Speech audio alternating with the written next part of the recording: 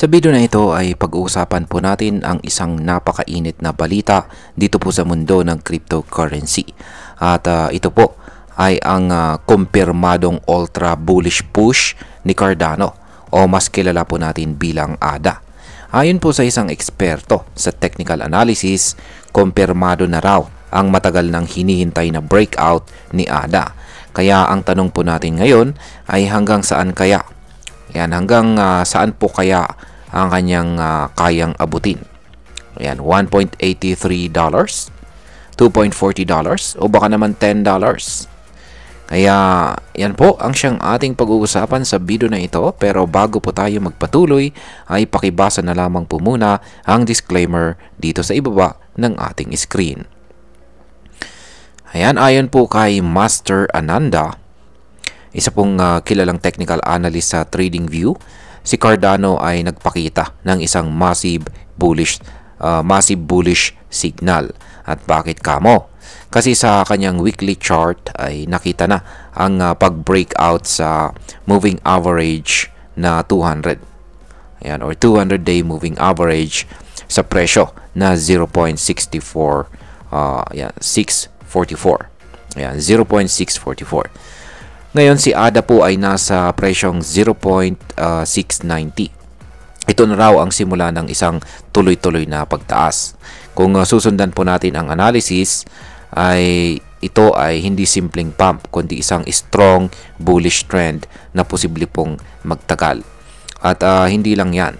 Sa nakaraang 24 oras, si ADA po ang may pinakamalaking pagtaas sa top 10 cryptocurrency. Yan, top 10 cryptocurrencies kung saan ay umangat po siya ng 13%. Sa loob lamang po ng 7 days ay umakyat naman siya ng 19.57%. Halos lampas po sa performance ng ibang mga major altcoins. Kaya ayan, meron pong ibinahagi rito na chart itong si Master Ananda kay Cardano. At pinakita po niya rito yung kanyang projection. Ngayon ay ano po ang dahilan ng pagtaas ni ADA? Una sa lahat ay meron pong 5-month-old demand zone na nagsisilbi pong matibay na suporta sa presyo ni Cardano. Kahit bago pa man mag-breakout ay nanatiling matatagpo ang presyo sa ilalim ng zone na ito. Pangalawa ay sinusuportahan ng malakas na galaw ni Bitcoin ang kabuuang market sentiment. Ibig sabihin ay habang si Bitcoin ay patuloy na tumataas, may hatak ito sa buong crypto market. At si ADA ay isa po sa mga nakikinabang dito ng husto. Ano naman po ang susunod na target na presyo ni Cardano? Ayon po kay Master Ananda, ang susunod na easy bullish target ay ang presyong $1.83. Ang presyo na ito ay huli pong nakita noong November 2021. Kung ngayon ay nasa 0.690 itong si ADA, ang pag-abot po sa presyong $1.83 ay katumbas po ng halos 165% na price increase. Pero hindi po dito nagtatapos ang forecast. Sa totoo lang ay sinasabi ng analyst na conservative pa ang target na ito. Para sa kanya ito ay simula pa lamang ng mas matinding pag-angat. Ngayon, ito po yung mas matindi sa lahat. May posibilidad ba talagang umabot si ADA sa presyong $10? Ayan. At ang kasagutan po sa katanungan na yan ay oo, ayon sa iba pang mga analyst. Yan, sabi po ni Bitcoin Census ay nakakita siya ng pattern na tinatawag pong ascending broadening wedge.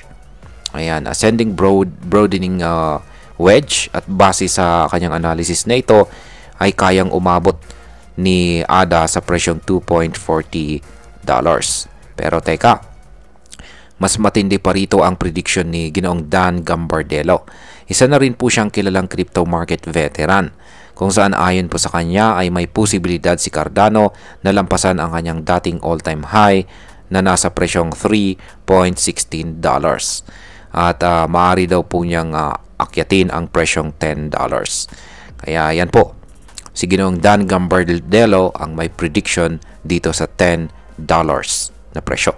Ang forecast po na ito ay nakabase sa ilang catalyst tulad po ng pag-usbong ng Bitcoin DeFi ecosystem, pagkakaroon po ng spot ETF approval sa US, at maging ang pagsama ni ADA sa mga crypto stockpile ng gobyerno ng Amerika. May isa pang analyst na si Sebi, na nagsasabing pwedeng tumaas daw si Cardano ng hanggang 1,349%. Ngayon ay ano po ang posibleng maging epekto nito para sa atin bilang mga Pinoy crypto investors? Kung totoo man ang forecast na ito, ay napakalaking opportunity nito para sa atin bilang mga Pinoy investors. Kung isa ka po sa mga early holder ni ADA, panalo ka na kaagad. Pero kung balak mo palang pumasok, maaari mo itong pag-isipan muna. Maraming Pinoy ang naghahanap po ng low-cap coins na may high growth potential. Sa kasalukuyan, si ADA po ay isang blue chip coin na may malakas na development team, real-world use case, at solid na community. Sa madaling salita ay hindi ito basta-bastang coin na hype lamang. Pero syempre, hindi rin natin dapat kalimutan na volatile pa rin ang crypto market. Kaya kung papasok ka kay ADA, kailangan mong gawin ito ng may sapat na research at saka tamang risk management. At bilang panghuli, ang masasabi ko naman tungkol dito ay para sa akin si Cardano ay isa po sa mga undervalued na altcoins na ngayon lang ay unti-unting napapansin muli.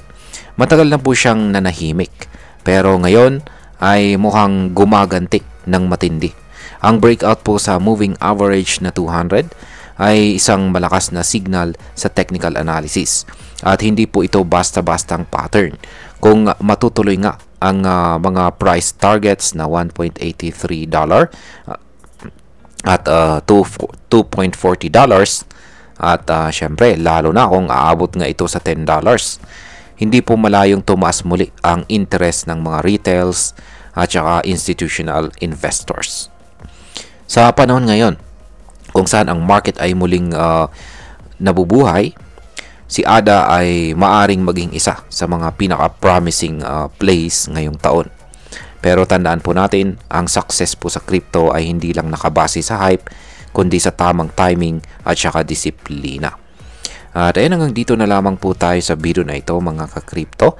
Marami pong salamat sa panonood. Ingat po tayo lagi at God bless po sa ating lahat.